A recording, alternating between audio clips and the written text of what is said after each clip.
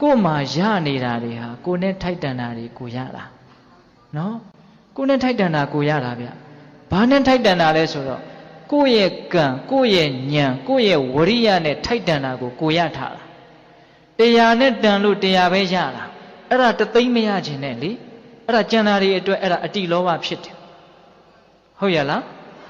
ကိုကတရားတန်ကံရှိတယ်တရားတန်ဉာဏ်ရှိတယ်တရားတန်ဝရိယရှိတယ်ဆိုရင်တရားရမှာပေါ့တရားဓမ္မဲအရင်အနည်းအကြောင်းတရားစိုက်ထုတ်ခြင်းပြီးတော့1000ရခြင်းတယ်ဆိုရင်ပြီးတဲ့ရင်ပါလေ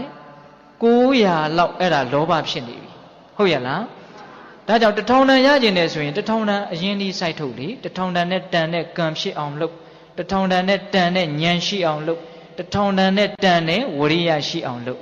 ဟုတ်လားဒါကြောင့်ကိုရတာနဲ့ကျင့်တတ်တယ်ဆိုတာအင်မတန်ကျယ်ဝန်းတဲ့အဓိပ္ပာယ်ကဟုတ်ရလားအဲ့ဒီတော့ကိုကဒီလောက်တန်လို့ဒီလောက်ရတယ်ဟိုလောက်ကြီးရခြင်းတယ်ဆိုတော့ကိုရမှာတဲ့လားမရပါဘူးဗျကိုနဲ့တန်တာပဲကိုရမှာကိုအကြောင်းရှိသလောက်ပဲကိုရမှာအကြောင်းဆိုတာကအတိတ်အကြောင်းရှိတယ်ပြစ္ဆုတ်ပံအကြောင်းရှိဟုတ်ရလား